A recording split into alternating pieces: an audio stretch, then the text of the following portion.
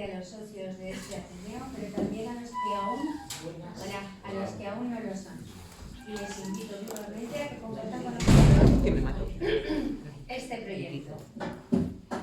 Nos encontramos en la sede del Ateneo Científico Literario y Artístico. Para los que no lo conozcan, sí.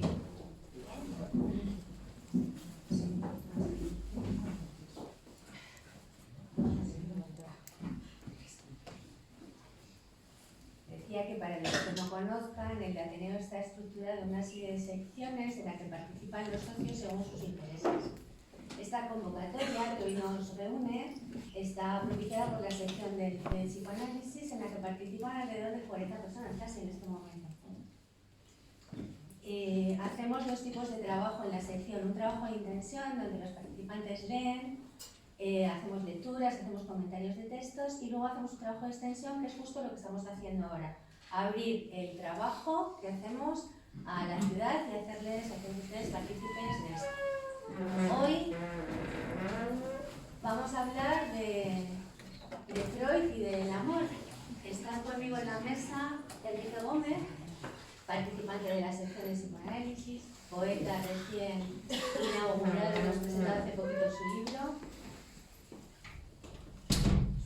vicepresidente de este Ateneo, que va a compartir conmigo la presentación de nuestro conferenciante de hoy, que es Fernando Martínez. Bienvenido, Fernando, presidente de este Ateneo. Gracias. Participante de la sección de psicoanálisis, psicoanalista. Y bueno, has elegido un tema, Freud y el amor, que cuando vi esta propuesta para esta conferencia de hoy, pensé, ¿será que Freud está de moda? Se me ocurrió pensar que no puede ser de otro modo, ya que ha sido este el asunto que has elegido, Fernando, para convocarnos hoy en este Ateneo y en esta nueva actividad de nuestra sección, que es muy activa, he de decir, que estamos inventando todo el rato, lo cual me agrada mucho. Y el amor, pensé, será que, a pesar de los indicios de esta época en la que habitamos, en la que los amores eternos duran a veces unos meses, en ocasiones solo unas horas, esta época en la que las parejas se denominan muy a menudo, tal como escuchamos en consulta, compañeros de piso, por ejemplo, este tiempo llamado del amor líquido, este momento que más me parece dominado por imperativos de goce, por los circuitos de la inmediatez, por el nada es imposible. Hoy que encontramos muchedumbres de jóvenes de todas las edades que rechazan el compromiso, que difícilmente tienen en cuenta al otro, ¿será pertinente hablar de amor? ¿No será este un asunto de románticos, de diletantes? ¿No será una cuestión inútil? ¿Queda algo de los amores necesarios, imposibles, secretos, fugaces, no correspondidos, eternos? En 1950 se editó en París un almanaque para celebrar los 2000 años de existencia de la ciudad. En él, un poeta, Antoine Tudal, publicó este pequeño poema: entre el hombre y el amor hay la mujer, entre el hombre y la mujer hay un mundo, entre el hombre y el mundo hay un muro. Un muro. Habitados como estamos por el lenguaje, ¿será este quizá el muro del amor? Este amuro, en ese juego de palabras entre muro y amor, que Jacques Lacan usaba para poner de manifiesto eso de lo que se trata en el amor, algo que podríamos denominar una falta estructural inherente al sujeto, que es, por otro lado, esencial a la condición de amor. Freud inauguró una mirada diferente sobre la civilización. Con él comenzó una lectura inédita acerca de la causalidad del sujeto y de la cultura, también del amor. En eso estamos hoy y comenzamos. Comenzamos con Enrique Gómez, que va a hacer una pequeña intervención.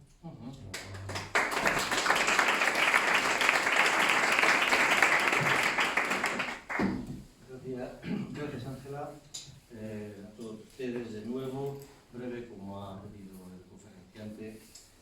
Y por supuesto gracias también a Fernando Martín Luis por estar aquí hoy con el seminario del campo de Castilla y León, que coordina, y también con el Ateneo de Palencia, que, como ha dicho Ángela, preside.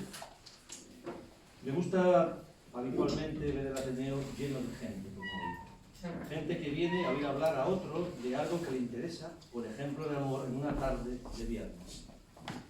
Y no me deja de sorprender que ocurra esto en tiempos de hikikomores, de comunidades solitarios que parece que cada vez más no quieren salir de su soledad.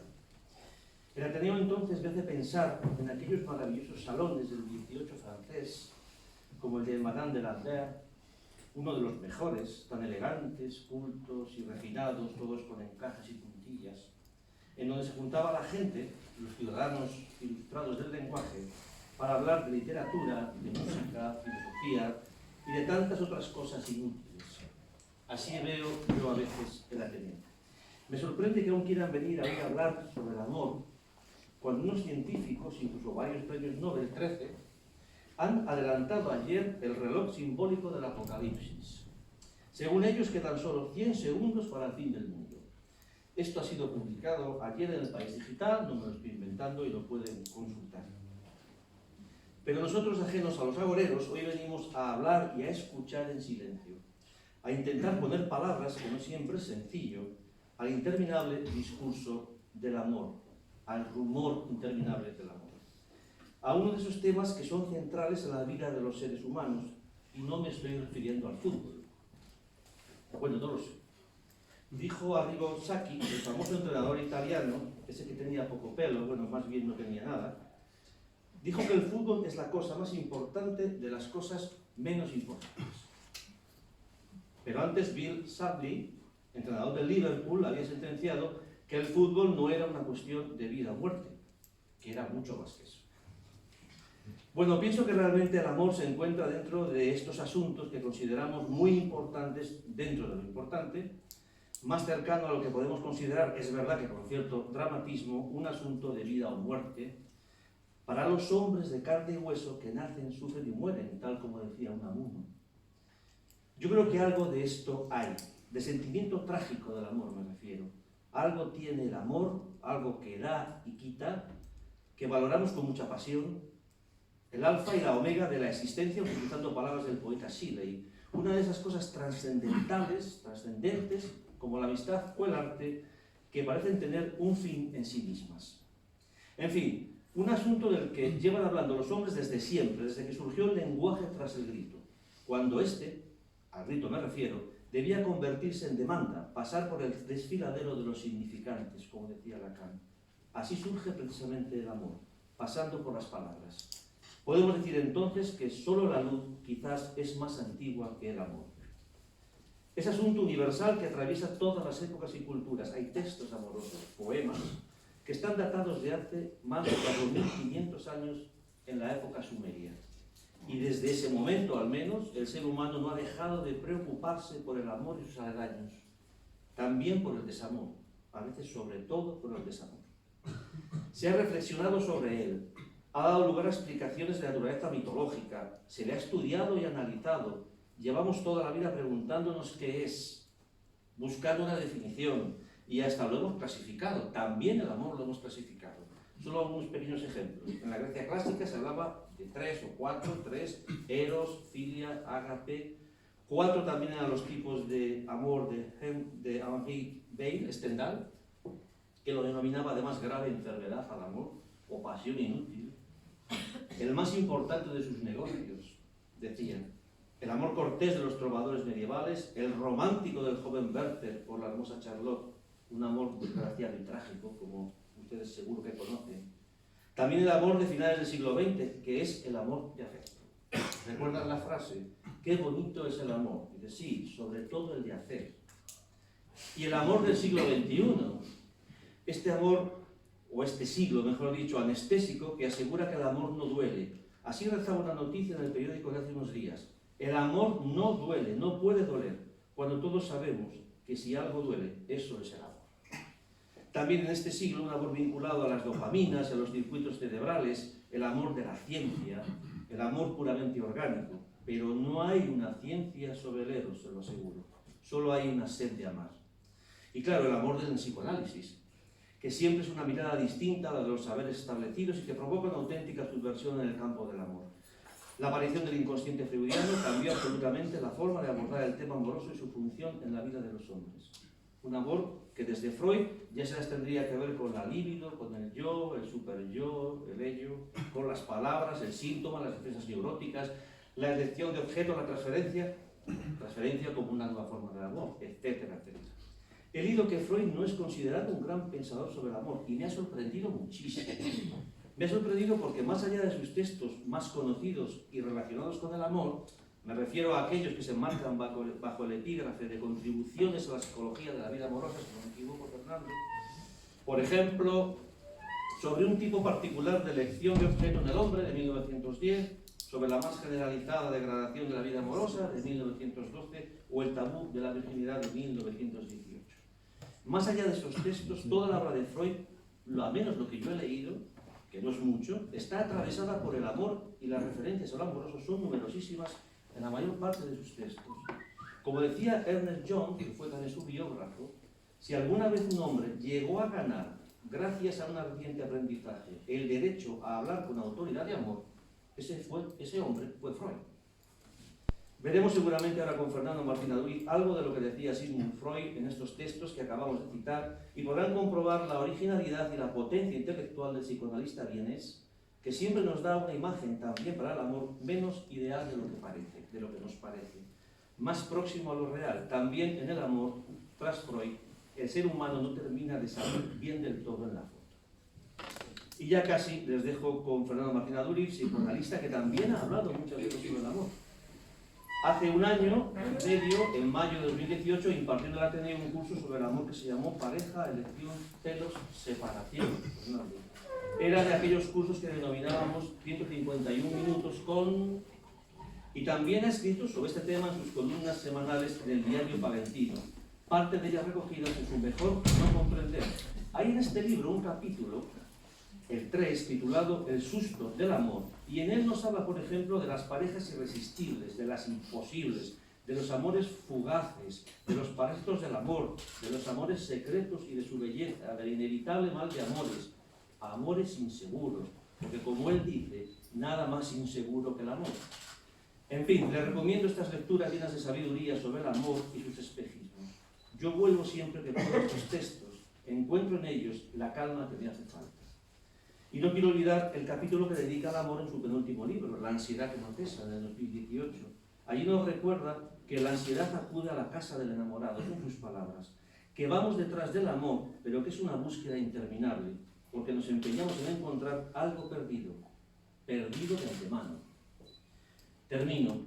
El amor se puede comparar con el mar de mares, que es el océano, y también con la noche, que es un mar de oscuridad, porque también el amor tiene algo de oscuridad. Comparte su carácter sublime, su belleza y también algo de lo terrible, porque como escribió Rilke en sus elegías de Duino, la belleza no es sino el nacimiento de lo terrible. También lo dijo Martín Aduriz en la columna Parejas irresistibles, que la belleza está siempre próxima al horror, a media vuelta. Les dejo con él, con el amor y con Freud.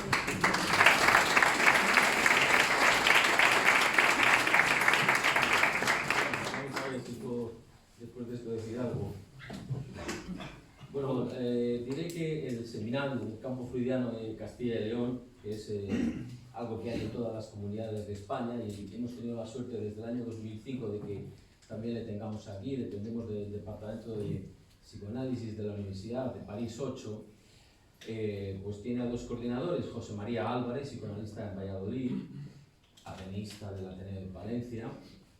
Bueno, y él y yo habíamos organizado este curso convocando para este día precisamente a una conferenciante de París, Dalila Arpin, que ya con la que habíamos hablado ya desde hacía un año, pero al final no ha podido desplazarse. Yo le propuse a Dalila Arpin porque la conocí en París bastante y porque acaba de escribir un libro que ha hecho furor, que se titula Parejas célebres, ¿no? Parejas célebres, me parece que son parejas célebres. Bueno, y sobre todo porque yo quería escuchar lo que opinaba de la pareja de Scott Fitzgerald. Bueno. Pero bueno, al final no ha podido desplazarse hacia aquí, entonces tanto hoy como mañana en los seminarios que daremos en Valladolid, como sabéis los que venís a ellos todos los meses, vamos a sustituir.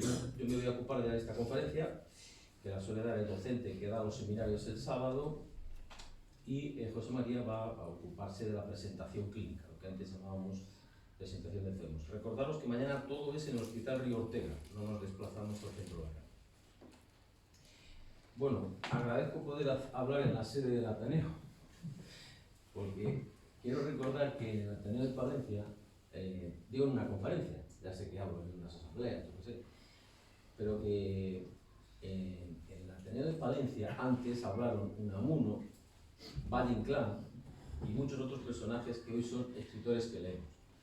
Solo que nunca hablaron en una sede propia del Ateneo, porque el Ateneo de Palencia no tiene sede sino desde febrero del 2018. Como bien sabe Álvaro Gutiérrez, el arquitecto ahí detrás, que es uno de los artífices.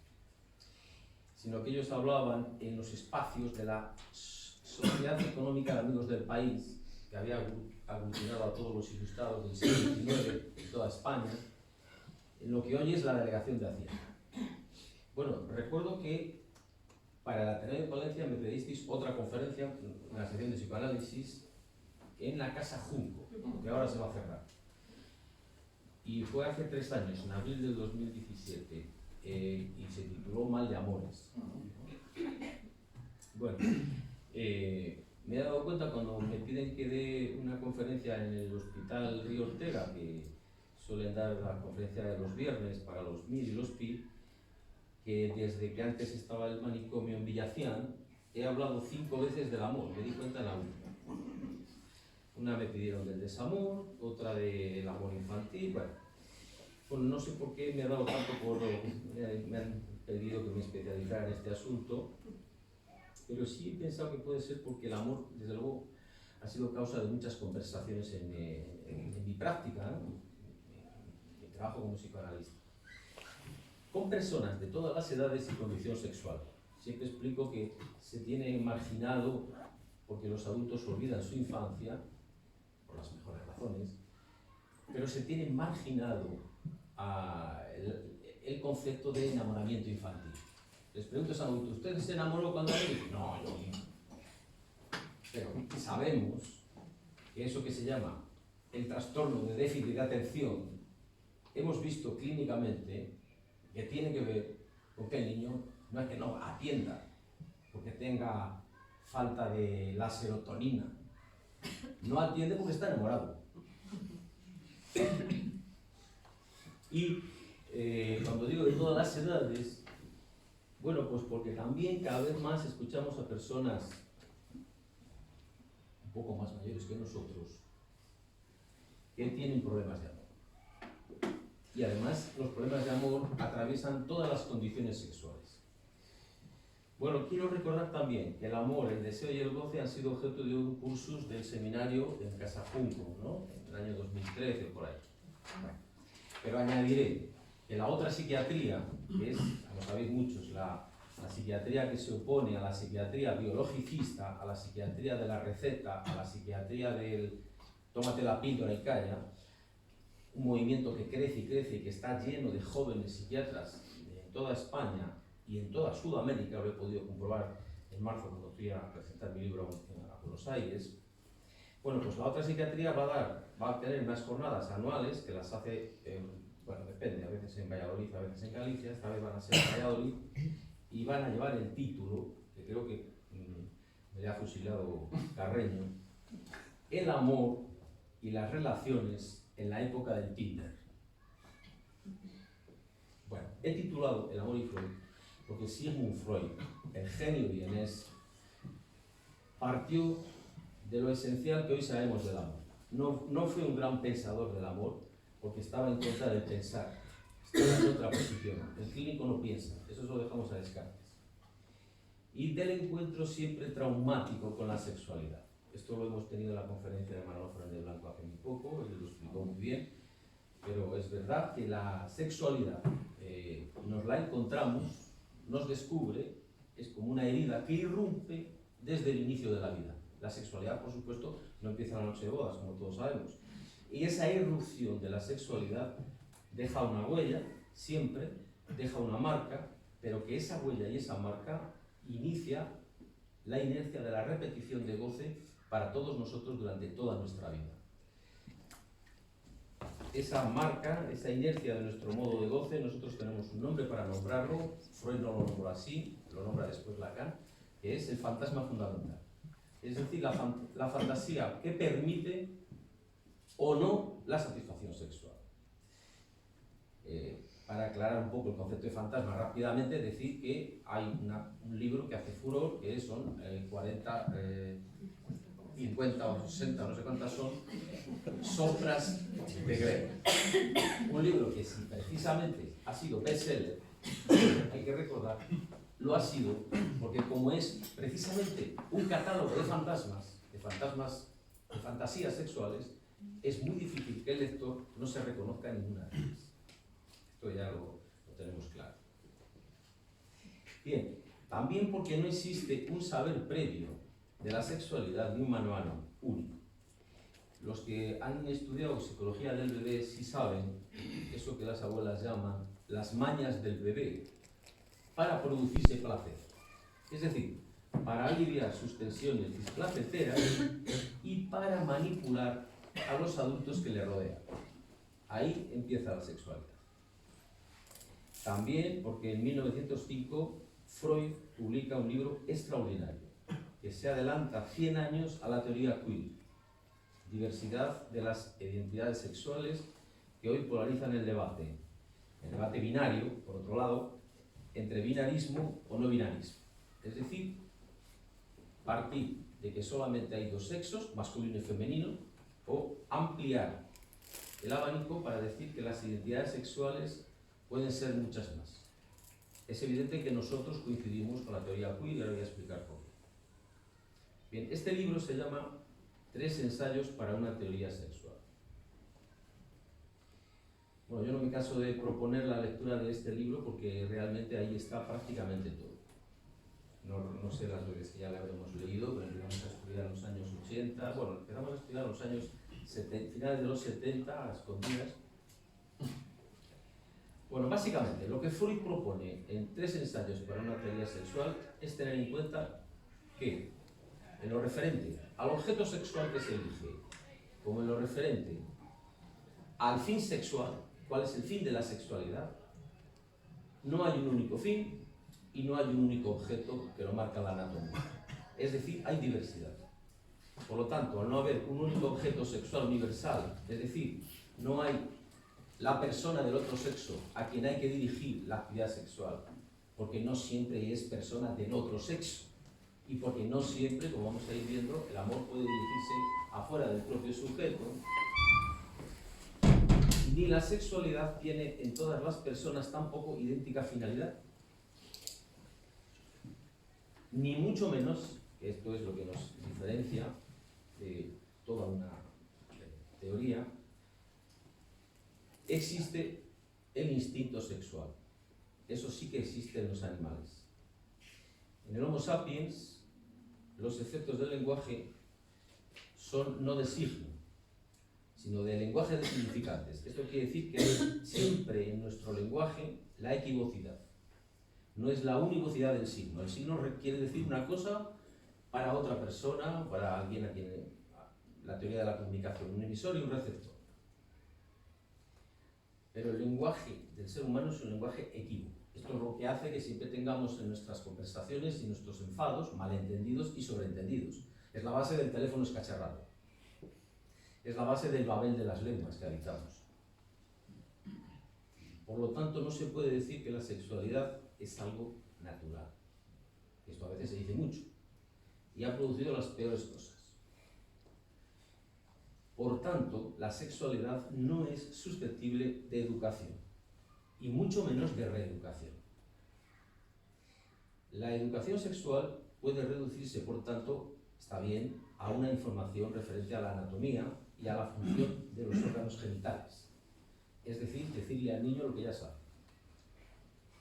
Al decir de los educandos, al decir a estos educandos por parte de los supuestamente ya educados, los educadores, lo que ya han experimentado desde la cuna, es decir, que hay objetos que les producen satisfacción, que hay mecanismos, que hay estilos, que hay formas, que hay usos, que hay manejos, que hay movimientos que les son placenteros, no es de extrañar el absurdo de tal pretensión y los resultados inocuos o paradójicamente contraproducentes de tal pretensión de educar. Se vio en los comunitarismos también de los años 70, en las comunidades hippies, donde se tomaba la sexualidad como algo natural. Y se ve todavía en personas que dicen, bueno, nosotros educamos de una manera natural a nuestros hijos. Estamos todo el día desnudos, cosas de estas que producen los peores efectos, como se dice. Hoy ya sabemos que pasaba en Dinamarca, en Cristiana, en todas esas comunidades donde el comunitarismo equivocó los papeles. Freud entonces elabora en este libro, los 3 ensayos, cosas magníficas. La función del fetichismo, la función de los objetos parciales, la función de que hay muchas zonas erógenas en nuestro cuerpo, la función muy importante de la sobreestimación sexual del objeto, es decir, hasta qué punto a veces en la sexualidad se busca y en el amor la idea del objeto como objeto total. Esto se ve muy bien en la relación entre especialmente, no siempre, entre las madres y los hijos, cuando el hijo completa totalmente la satisfacción de la madre. Es lo que hace que la madre, cuando tiene un hijo, pueda pasar más a la función madre que a la función mujer y enviar al padre a otros asuntos que no son precisamente los más adecuados, como por ejemplo el bar.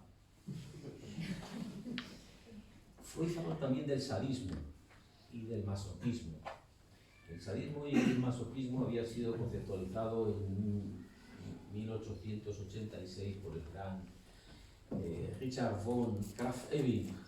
Su libro Psicopatías Sexualis os le recomiendo, es maravilloso. Incluso os recomiendo una versión reducida que yo leí hace 20 años, prologada por Berlanga. No tiene desperdicio. Berlanga confiesa que es un fetichista. Berlanga es director de cine, me refiero, ¿no? Y dice cosas como que él prefiere en la ropa interior el rojo y el negro, y dice, lo prefiero porque soy anarquista.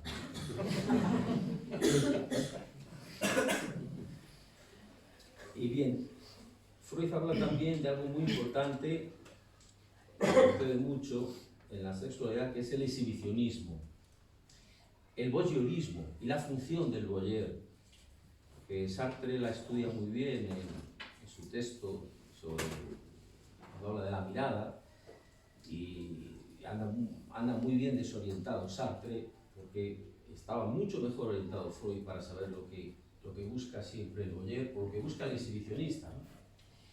Habla también Freud de la amnesia infantil, de lo que sucede cuando, en ese periodo donde el niño olvida todo lo que ha sucedido de los malos encuentros de la sexualidad. Hoy está de moda, conocemos hasta qué punto los niños en su infancia han sido objeto de los abusos más degradantes, y de qué manera eso ha afectado tanto a su vida normal como a algo más importante que la vida normal, es decir, a su propia personalidad, y lo que ha costado, algunos lo hemos visto en vivo y en directo, poder traspasar los muros de la amnesia infantil, del intento de coger el secreto, encerrarle en un cajón, cerrar con llave y tirar la llave. Y hemos visto el abuso precisamente de las personas más cercanas, el abuso de los educadores, de las personas a las que el niño confía. Estudia Freud también ahí las manifestaciones de la sexualidad infantil, desde el chupeteo del pulgar, ¿no?, que por cierto continúa con la onicofagia, ¿no?, lo de morderse las uñas, hasta todas las formas de autoerotismo, ¿no?, que él dice cosas sorprendentes, como por ejemplo, cómo se puede descubrir, y lo hemos visto quienes hemos trabajado con niños, sobre todo con niños difíciles, con niños múticos, por ejemplo, en ese que encuentra una figura literaria preciosa que dice el autoerotismo en los niños y en los adultos, que pasa por que se besan sus propios labios. Es la figura del niño mútico, la figura del mutismo, que es verdaderamente sorprendente.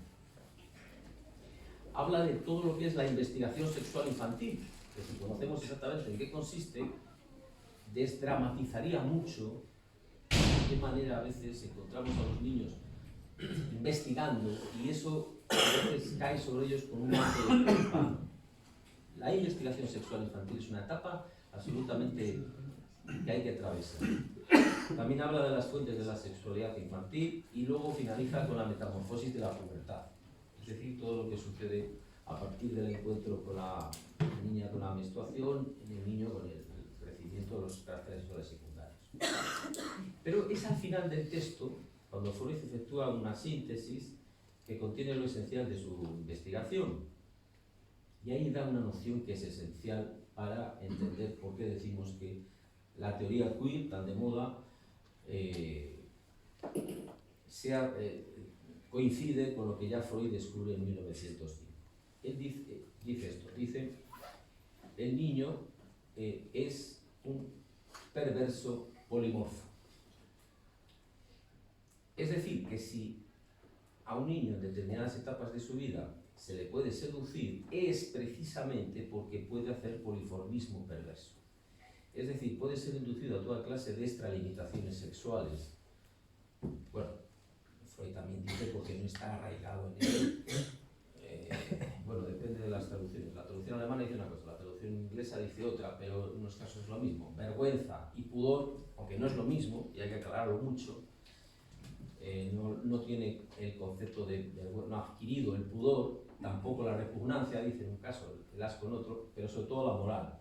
Y que esto no son, digamos, elementos potentes en la época infantil. Podríamos discutir algo de esto porque hay un problema con el pudor. El pudor está relacionado con la mirada. Claro, es decir, el niño en un momento determinado de su vida siente que alguien le mira y a la madre le dice tápame. Es decir, que tiene que ver con la ocultación y la mirada. Claro, entonces no podemos decir que es a partir de la entrada en el pudor donde el niño puede o no ser seducido, porque puede ser seducido también después de que entre el pudor. Pero en cualquier caso, lo que trato de explicarme es que en esa forma diversa de elección del fin sexual y del objeto, son muy variantes, muy distintas, las distintas variantes, perdón, de elección de objeto y de finalidad que luego a su vez se va a encontrar en su vida. Esto engarza claramente con el postulado de la teoría queer. Es decir, Freud se aleja, y hay que alejarse, del binarismo de la identidad sexual y en la vida amorosa.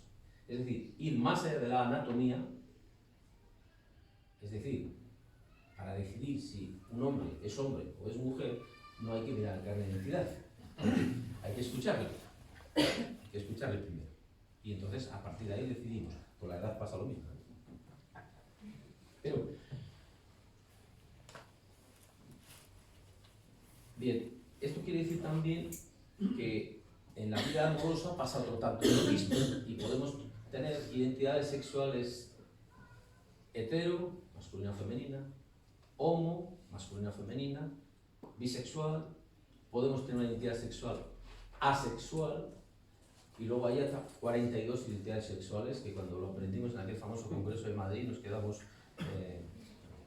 no sé, nos entró algo, pero bueno, hay 42 identidades sexuales, osas, camioneras, etc. Es decir, agrupaciones, categorías de adscripción a un modo de goce que diversifica totalmente y que complica mucho las cuestiones de la elección y del amor. Para nosotros la cosa se orienta de una manera más sencilla. Una cosa es la identidad sexual, es decir, la identidad siempre es la suma de las identificaciones, es decir, la suma de las transformaciones que un niño y una persona va pegando a lo largo de toda su vida a medida que se va encontrando con nosotros, de los que va tomando rasgos, partiendo del rasgo del otro primordial, que es el padre y la madre, y las distintas personas que influyen sobre él. Pero otra cosa es la orientación sexual, que eso sí que va a ser algo uno por uno. El modo de goce, como decía antes, por el encuentro fantasmático que hay en el momento de encontrarse con la sexualidad.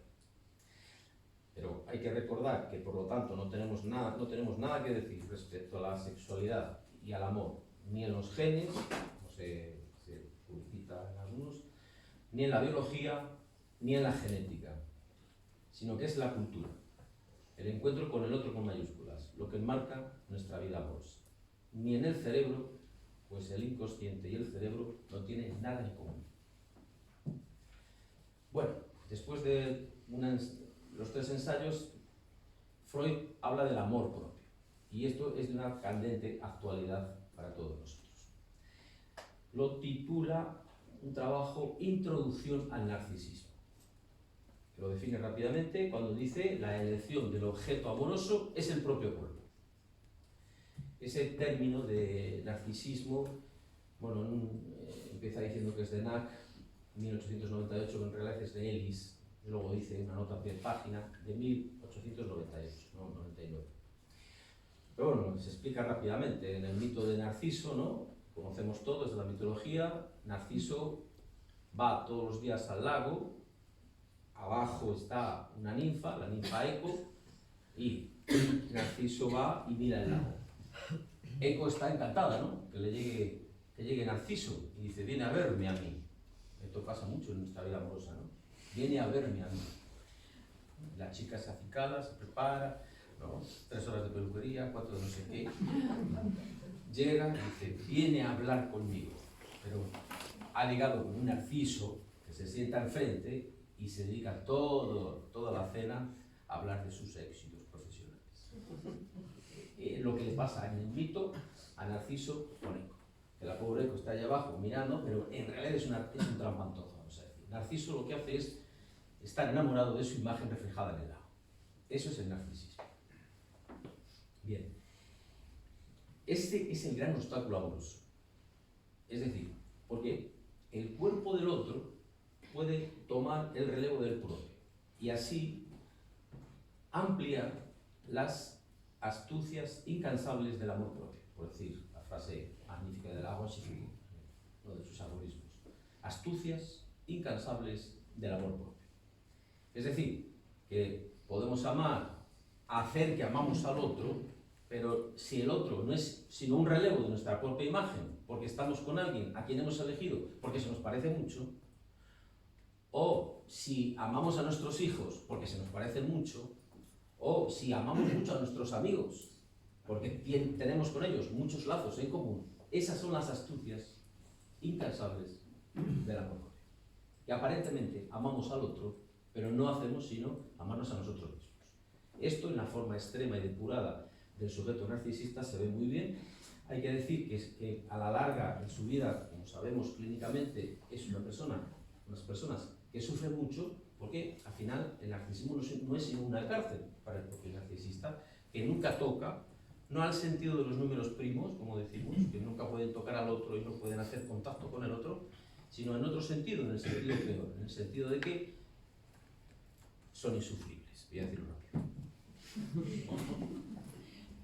Y Freud lo expresa mejor que yo lo expresaba. Él dice, la libido sustraída del mundo al mundo exterior ha sido aportada al chopo.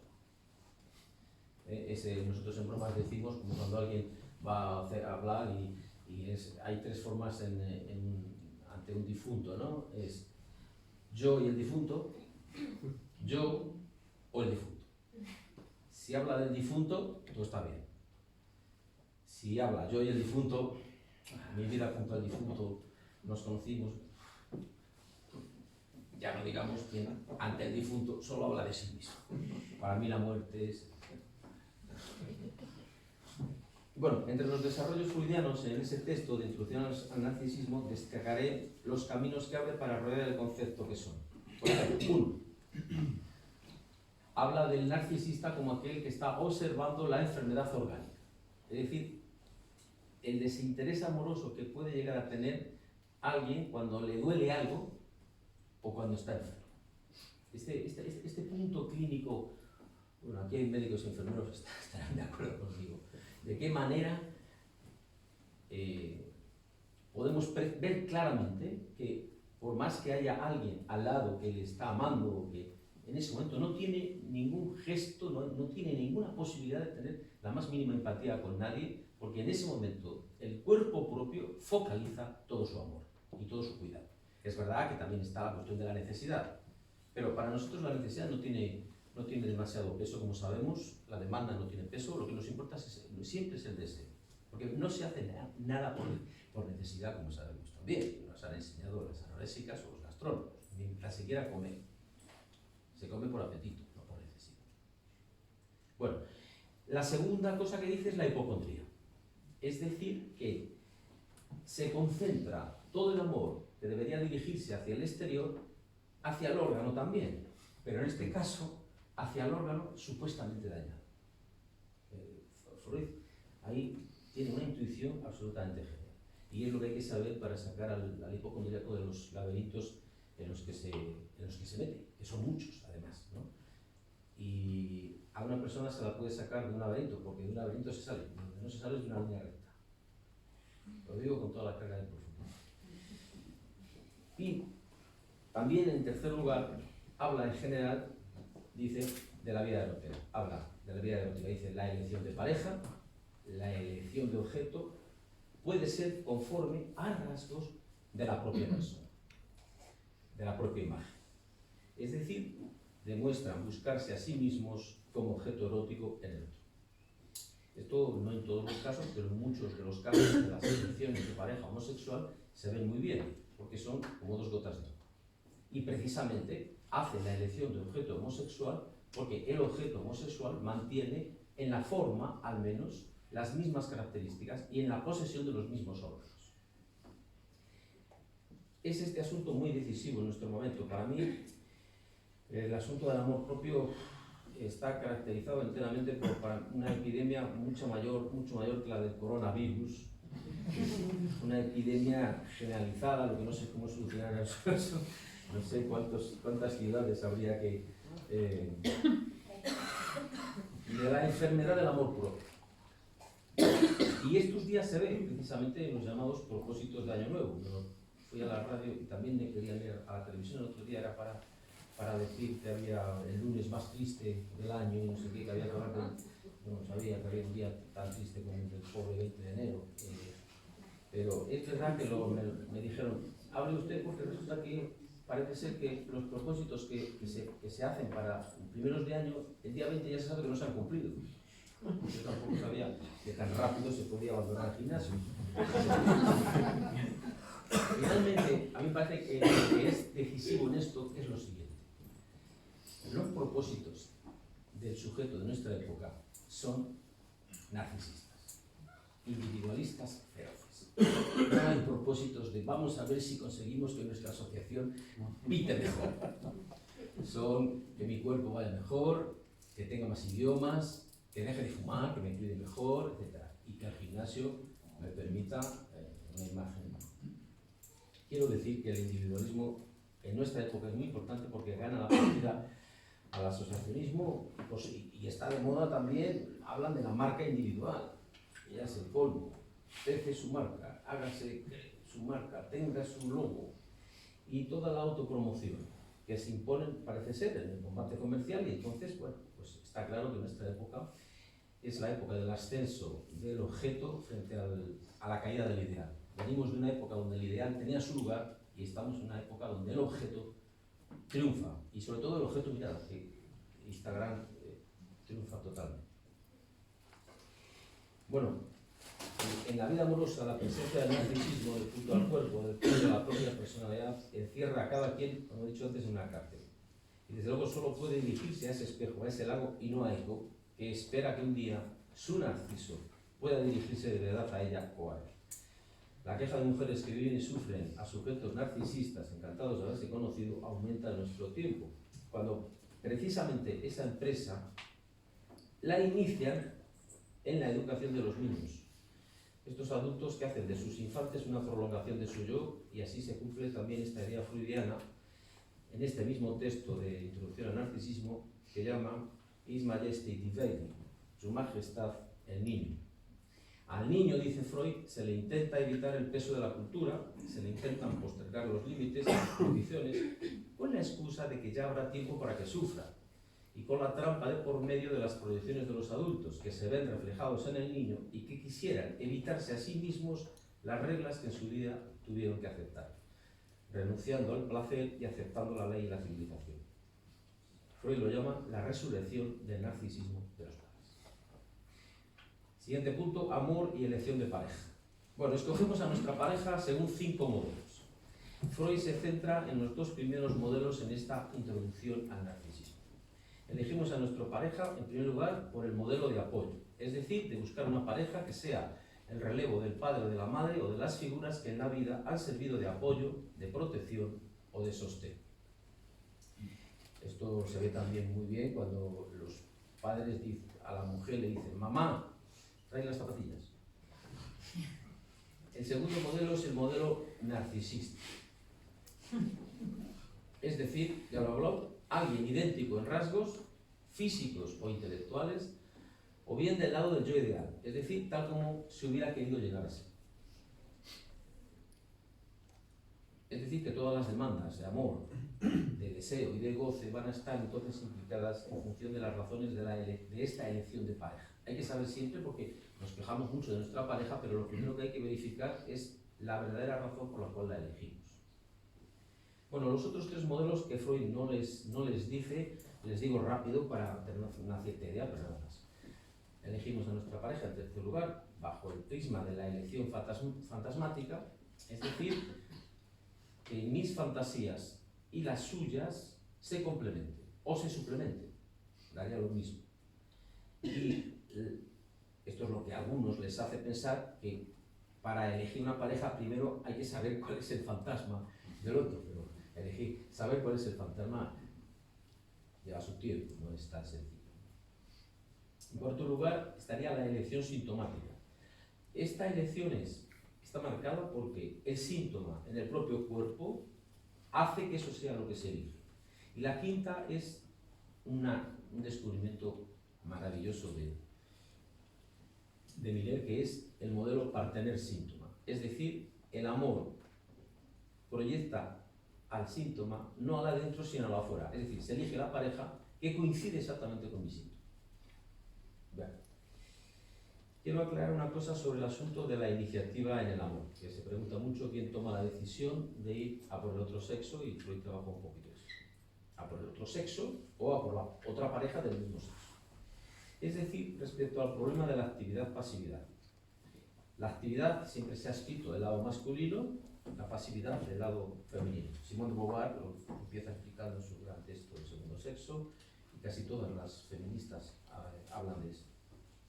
Pero bien, quiero recordar que Freud recuerda algo para mí decisivo cuando lo leí, que es: se precisa mucha actividad para mantener una posición pasiva. Es decir, por ejemplo, en la pulsión escópica, la que tiene como finalidad todo el goce en torno a la mirada, hay tres posibilidades. Activa, un fantasma de alguien siempre, mirar. Hemos visto el caso de Goyer. Pasiva, ser mirado, ser mirada, muy cara al sujeto histórico. Pero hay una tercera que es activo-pasiva, que es hacerse mirar, muy cara al sujeto exhibicionista, por supuesto. Entonces, un ejemplo, ya que está aquí la directora de la sección de música, sería el seducir mediante la música. No sé si estará de acuerdo. Recordemos que las primeras manifestaciones, corrígeme si me equivoco, de la música antigua, por ejemplo las jarchas, eran femeninas.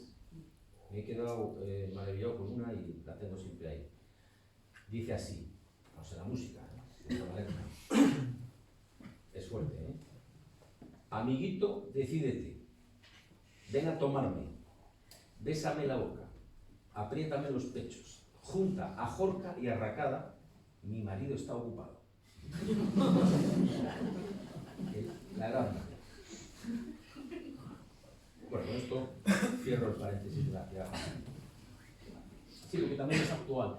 Muchas mujeres se preguntan si hacen bien en mantener una posición activa, o si esto ahora ya les deja como ñoñas, que tienen que estar, como en la película Calle Mayor, tirando el pañuelo.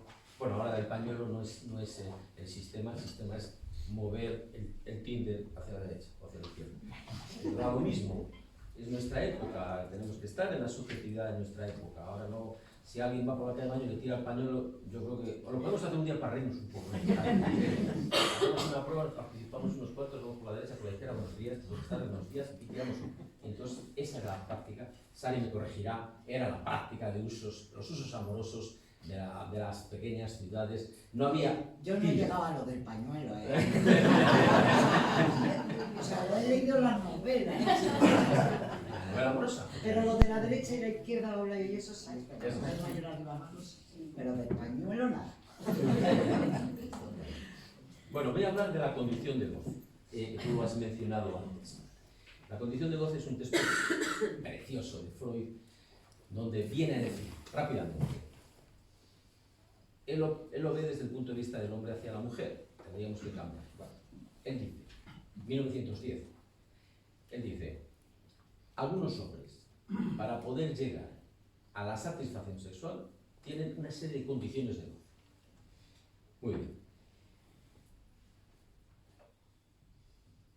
Esto precisamente es lo que nos va a diferenciar de la teoría queer, que sin entender la condición de goce no podemos aceptar esa diversidad sexual, porque cada uno tiene una. Es decir, que la marca constitutiva, el fantasma fundamental de cada uno, lo que no es del orden de la elección consciente, sino que es fruto del encuentro en la vida infantil con la sexualidad, donde el niño es elegido para un determinado tipo de goce, hace que aunque puedan existir esa lista de categorías, se puede pulverizar ese binario que vengo diciendo clásico, masculino, femenino, hombre, mujer, y construir esa larga lista de la que ya he hablado. Pues bien, algunas condiciones de goce que señala Freud serían, por ejemplo, es maravillosa esta. Algunos hombres solo pueden encontrar mujeres bajo la condición prejuicio de un tercero. Es decir, el sujeto no elige como objeto amoroso a una mujer que se halle aún libre. Freud dice, una mujer hasta despreciada por él mientras permaneció libre, pasa a constituirse en objeto de su amor en cuanto entable relaciones amorosas con otro hombre. Muy curioso, pero todo el mundo sabe de qué estoy hablando. Se satisfacen en esta condición, dice Freud, impulsos agresivos respecto al hombre, a quien, lo pone entre paréntesis, entre comillas, a quien se roba a esa mujer. Bueno, esta es la primera condición de goce. Tiene que haber algo del orden de la tercerización. Va a haber un ejemplo donde se ve también que siempre entre el hombre y la mujer, no sé si hay un mundo o un muro, pero hay un tercero. Un muro. Bien. Bueno, esa es la condición de goce sine qua non para muchos hombres. Y es lo que hace que algunas parejas funcionen, como decía Diana de Inglaterra, era, ¿no? ¿Cómo se llamaba? Lady Di. Somos tres, dijo. Pues es lo que hace que algunas parejas funcionen cuando hay un amante. Eran tres. Porque eran tres, sí, ya lo sé que eran tres. Digo, funciona porque cuando la mujer descubre que hay un amante y se levanta todo el pastel, ya no funciona nada. No funciona el sexo ni con la mujer, ni con... ya no funciona. Es decir que aquí hay un tomate que Freud capta muy bien, que podemos desarrollar cuando hablemos de otra conferencia, Amor y Lacan, porque es un objeto que pulula la escena. Pero bueno, no me voy a detener. La segunda condición de goce es la que dice que la mujer perfecta, la mujer que la llama casta e intachable, no ejerce atracción para el hombre, sino que solamente para algunos hombres la mujer que es atractiva es aquella que es, dice, sexualmente sospechosa, lo dice muy elegante, ¿no? Pero también aquella que tiene otros amantes, es decir, es una variante de la anterior. Pero aquí lo que busca como condición de goce el hombre son los celos, es decir, que nazcan en él los celos, no en el otro. Es decir, el territorio de los celos que le producen esas mujeres que él busca y que mantienen relaciones con otros muchos hombres. Pero Freud lo dice así, dice, cuando arden los celos, alcanza su amor la máxima intensidad. Dice, y adquiere para ellos la mujer entonces su pleno valor. Bueno, hay que decir que en el caso de los hombres, en el caso de la mujer celosa, el asunto más directo, a mi juicio, es cuando encontramos, efectivamente, que el hombre, ella cree que el hombre busca mujeres, pero es ella la que les idealiza. Hemos encontrado esto, yo podría contar un montón de ejemplos, donde solamente puede caerse la patología de los celos, que algunas veces son verdaderamente muy potentes, cuando se ve que es ella la que está deseando el encuentro con esa mujer y hace el rodeo de ir a través de su voz. Esto me hace hablar de la alteridad en la mujer, que es un tema del que también tendríamos que hablar muy despacio y que es muy importante para nuestra vida social, mucho, no solamente para las cuestiones clínicas y paralíticas, sino para la vida social, el empuje de la mujer a ser otra para sí misma. Pues cambios de look, etc. O bien el sostén que se busca amorosamente a veces en otra mujer para compararse, para rivalizar, como dice, el quinto de cuñadería es, ¿no? El quinto de, sí, el séptimo de cuñadería, ¿no? Que es el reflejo muy bien de donde la cuñada pasa a ser la otra con la cual discutir 35 años, una y otra vez. La echas más sopa que a mí y todo esto.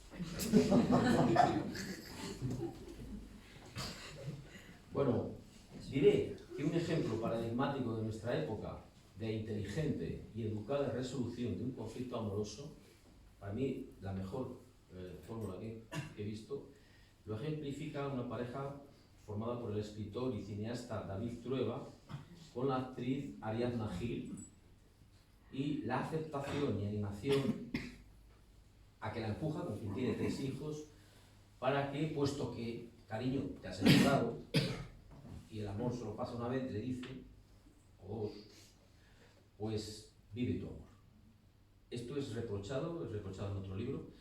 Bueno, Ariadna Gil es una actriz más o menos conocida, yo creo, no me acuerdo de sus películas, sé que ha tenido un Oscar una vez, ¿no? Sí, con Belepo. Y en el rodaje del libro de Pérez Reverte, ¿cómo se llama? En el rodaje conoce a un argentino, Viggo Mortensen, entonces se enamoran perdidamente los dos, tienen una aventura amorosa, no sé, como buena aventura amorosa es clandestina. Ahora yo no sé por qué se ha puesto de moda, que hay que contarlo todo. Hay que defender el secreto en el interior de las parejas. ¿Qué puede haber de vida amorosa interesante si no hay secreto? El secreto es una gran conquista de la civilización. Entonces hay una aventura amorosa guardada en secreto. Bueno, pero parece ser que las buenas historias de amor a veces no pueden ser en secreto y fueron conocidas. Y la reacción de David Trueba fue de esa guisa: cariño, tú sigue tu amor y yo te ayudaré todo lo que pueda. Los amigos pitecantropos no se lo entendieron a este David Trueba, pero pienso que aún resta mucho tiempo de educación ilustrada para los pitecantropos que afirman ser propietarios del cuerpo del otro y no respetar la constante posibilidad de enamoramientos. Garzo, nuestro amigo Martín Garzo, lo dice más elegante. Dice: nuestro cuerpo pertenece a quien es capaz de despertarlo, porque no somos propietarios de nuestro cuerpo. Freud incluso dirá algo muy significativo. Los caracteres de las relaciones amorosas muestran claramente impreso un carácter obsesivo, propio por lo demás, en cierto grado, de todo enamoramiento. Esto lo sabemos los que hablamos con personas que sufren de amor, porque no hay manera de... Y lo sabemos los amigos cuando nos dan la chapa, los que están en un problema de amor y desamor, y no me quiere, y si me quiere, y no me deja, la escribo, no la escribo, ¿qué voy a hacer? Es una cosa, es un círculo de rumiación obsesiva muy difícil de cortar y que tiene su recorrido, hay que dejarles que tenga su recorrido un par de años. Bueno, ahí está el mal de amores, por lo tanto, los sustos del amor, ya habéis mencionado, de García Márquez, que es verdad que es de aquel que no ha tenido un susto en el amor, no sabe lo que es el amor. Y de ahí está también el despecho amoroso y, digo de pasada por no, la violencia entre los sexos. Bastante de la violencia entre los sexos. Diré que hay 2 tipos de celos.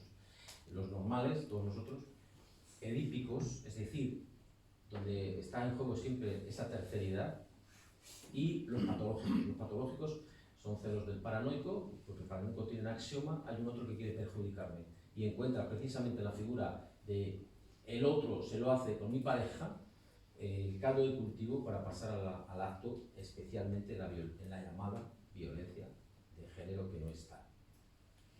Bueno, siguiente punto, la degradación de la vida amorosa. Un breve excursus histórico antes de esto que comentar este texto freudiano. Es la cuestión del afecto marital, la affectio maritalis. ¿Voy bien de tiempo? No. Bueno, en Roma, la separaban el afecto entre los esposos, la separaban del concubinato. Es decir, decían, era el cariño, el buen rollo, el interior de la pareja, y no el sexo ni el amor, lo que podía llegar a sostener el matrimonio con un hombre impotente y una mujer frígida. Con el cristianismo cambia esto radicalmente. Recordemos, San Mateo da la clave que dura hasta hoy. Es el texto evangélico en el que se asientan los cimientos de nuestras mentalidades. Os lo leo. Y se le acercaron unos fariseos que para ponerlo a prueba le dijeron: ¿puede uno repudiar a su mujer por un motivo cualquiera? Él respondió: ¿no habéis leído que el Creador desde el comienzo los hizo varón y hembra y que dijo: por eso dejará el hombre a su padre y a su madre y se unirá a su mujer? Mira, esto podríamos dedicar a esta frase todo un seminario, que cuando uno se une a su mujer tiene que dejar a su padre y a su madre. Y los dos se harán una sola carne. Dice, por eso dejará el hombre a su padre y a su madre y se unirá a su mujer y los dos se harán una sola carne. De manera que ya no son dos, dice San Mateo, sino una sola carne. Pues bien, y ahí viene la frase que han recogido siempre los que estudian las mentalidades: lo que Dios unió no lo separe el otro. Este párrafo le hace ver a San Pablo que no es únicamente una cuestión de amor, sino de propiedad de los cuerpos, por lo que en su primer texto de epístola, creo que es a los Corintios, y a los Corintios dice: no es la mujer la que dispone de su cuerpo, sino el marido. Igualmente, el marido no dispone de su cuerpo, sino la mujer. Todo el trabajo de los intelectuales cristianos en la Edad Media consistió en identificar ese problema de los vínculos transferenciales entre hombre y mujer. ¿Qué lo haría irrompible? Si el amor o las inexistentes relaciones sexuales. Hoy es de actualidad precisamente esa cuestión de la propiedad del cuerpo del otro, tanto en la violencia como en la posesividad. Bien, parásito amoroso y Meresaya. Doy un salto y voy a la Edad Media, donde el libro de amor de las mujeres, que es un libro precioso escrito en la Edad Media, de medicina judía precisamente, se refiere a una cosa muy curiosa, al asunto de cómo curar la impotencia mediante el artificio de, ahí viene la terceridad, colgarse un diente de un hombre muerto. Bueno, esta terceridad es la condición de goce, como hemos visto antes. Bueno, diversos autores en la Edad Media trataron de resolver este asunto de la falta de deseo sexual en el matrimonio y los escollos de la frigidez o de la impotencia. Y se ve que toparon con los mismos escollos de la actualidad. Los remedios caseros, las ficciones psicológicas y médicas que no encuentran explicación a la ausencia de deseo y tratan de propiciar esa ausencia de deseo con fármacos, con plantas, con explicaciones mágicas, con el poder del amuleto o con la deriva de los entrenadores psicológicos y sus efectos placebos, que tienen verbos cálidos e hipnóticos, que calan evidentemente en el sujeto que tiene muy bien desorientado en el momento actual. Yo creo que Freud está más orientado cuando comprende la lógica implacable del sujeto del inconsciente. Y por eso, en el artículo sobre una degradación general de la vida erótica, Freud sitúa la bifurcación amor-goce. Es decir, se busca la búsqueda de un tercero, a ser posible degradado, para satisfacer el goce, dejando el cariño y el amor en la figura de la propia pareja del matrimonio. En nuestra época, recordemos, la degradación toma el marchamo idéntico en los dos sexos. Ya no es una cuestión solamente masculina, sino también femenina. Del lado masculino, la búsqueda de una mujer degradada, con quien sí puede tener relación, y del lado femenino, la búsqueda de un hombre objeto, lo que implica la fetichización del hombre, por supuesto. Recordemos aquí la injuria, que Manolo lo nombró como nombre de goce, hace acto de presencia, injuriar al otro, insultarle, degradarle. Hay que recordar que el amor es una cuestión muy endeble. Las parejas fundadas en el amor son muy frágiles, porque siempre están a punto de caerse. Las parejas fundadas en el odio son potentes, esas duran toda la vida. La pareja fundada en el odio no se olvida nunca. Y el nombre de injuria es mucho más certero por eso, precisamente. Hay en este momento, en este gozar del hombre, pero procurar no enamorarse de él, del lado femenino, es decir, la mujer que busca hombres donde afirmar su potencia, en esto hace igualación con el hombre, y también la superioridad frente a ellos, a quienes convierte en objetos de usar y tirar. Escuché esta frase: me he tirado a 3 incautos.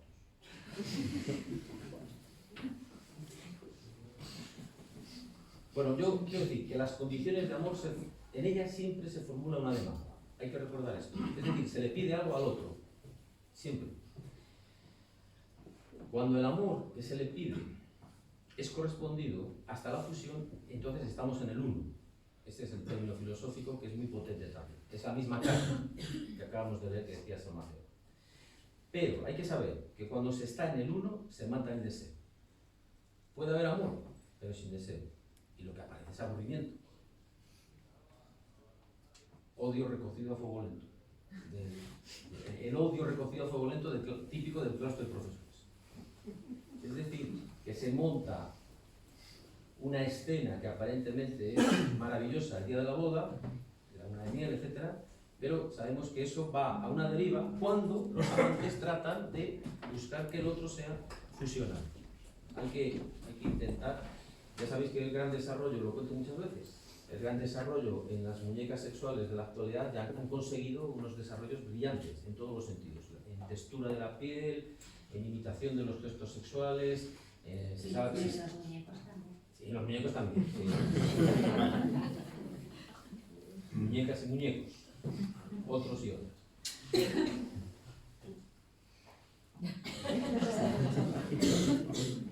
Pero están atascados en un problema. Sí, el muñeco es el acompañante sexual que invadirá las vidas de nuestros hijos y nietos. Yo no creo que... No sabemos nunca qué puede pasar. Están atascados. Todo esto es el desarrollo de la inteligencia artificial. Y realmente el acompañante... Se busca la completud en el acompañante. Es el viejo anhelo que vuelve una y otra vez en los hombres, que la pareja sea otra total. Y como eso es un imposible, es lo que Freud pescó y dijo, la válvula de escape para algunas mujeres y también para muchos hombres es que la mujer sea no total. Bueno, pues en lo que están atascados es en eso, que muy bonita la muñeca, muy bonita la piel, puedes elegir el color de los ojos, conoce tus gustos sexuales, te abre la puerta cuando llegas cansada del trabajo, no se queja nunca de nada, no dice tal, no aguanto a tu madre, etc.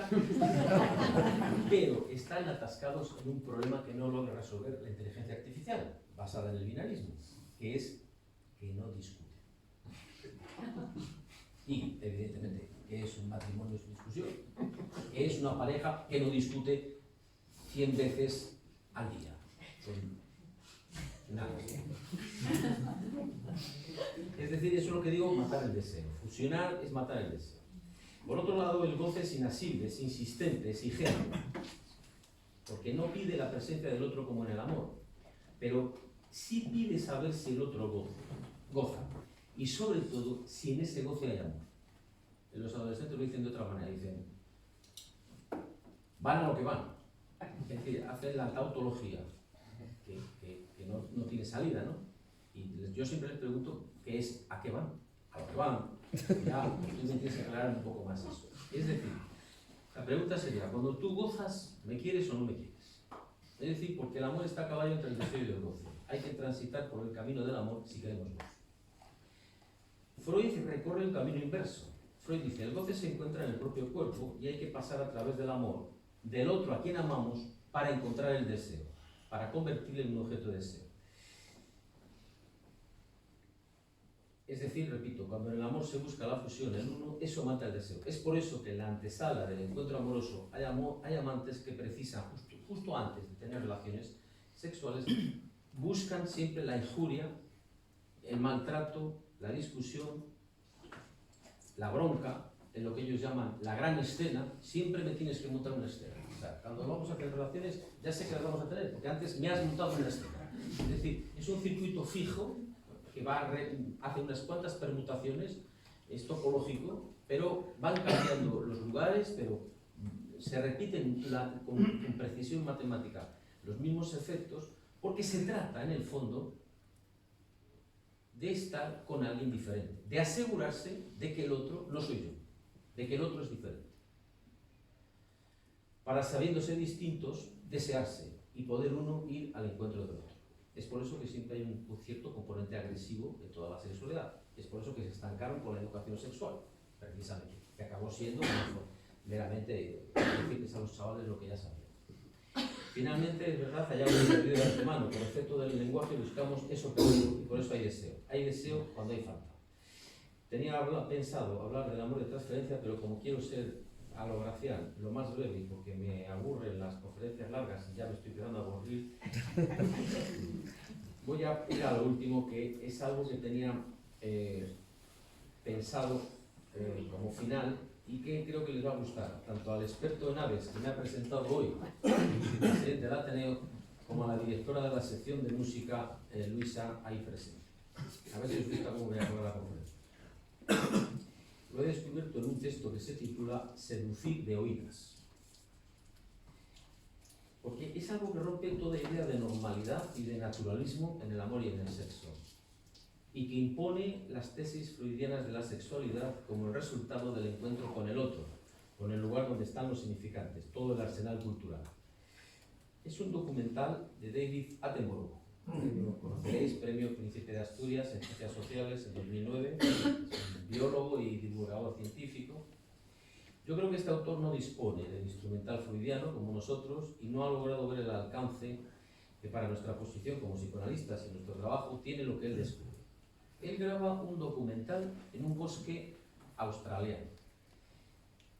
Se trata del canto de los pájaros. Y hay una escena final con un ave lira. El macho, ave lira, prepara el lugar, ha leído a María Zambrano y va a un claro del bosque, realiza el despliegue de plumas, emite sonidos llamando a la hembra, y es el canto nupcial. El ave lira no transmite conforme a genes como otras especies de pájaros, que ya tienen esa sobredeterminación. Es por eso que cada ave lira tiene que producir un canto propio, como nosotros. Si queremos ligar, un canto propio. Por eso cuando dicen unas recetas para ligar que yo se me dan muy mal, imposible. Porque le podía pasar lo que va a pasar. Tiene que componer. Es decir, si quiere ligar en el ritual de cortejo, tiene que componer un canto propio. Entonces el ave lira comienza imitando los sonidos de su entorno, es decir, los sonidos de los otros pájaros. Pero claro, la monta, porque esto confunde a los otros pájaros de las otras especies y se monta la del lío. Entonces, ¿qué inventa el ave lira? Pasa a emitir reproducciones perfectas, se ve en el documental, de sirenas. Sirenas de ambulancia. Sierras mecánicas, motores de automóvil y sobre todo disparadores de máquinas de fotos automáticas, cuya procedencia no es necesario explicar, puesto que el pobre animal debe vivir atacado continuamente por las cámaras de los turistas. Es decir, es ahí cuando empieza a ligar. Cuando compone el canto propio, es el resultado de su experiencia particular, la experiencia de cada individuo en un proceso de aprendizaje basado en la interacción social de cada uno con su entorno. Si el canto del ruiseñor es de naturaleza, el canto del ave lira entonces es de cultura. Aunque en ambos casos, como nosotros, los machos intenten lo mismo, establecer relaciones con las hembras de su especie.